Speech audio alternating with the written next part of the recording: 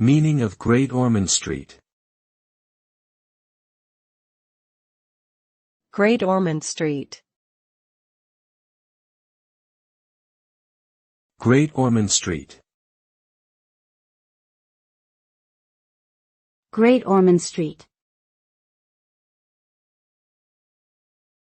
Great Ormond Street. Great Ormond Street is the name of a street located in the Bloomsbury district of London, England. The street is best known for being the location of Great Ormond Street Hospital, a children's hospital that was founded in 1852. The hospital is world-renowned for its treatment of sick children and is considered one of the top pediatric hospitals in the United Kingdom.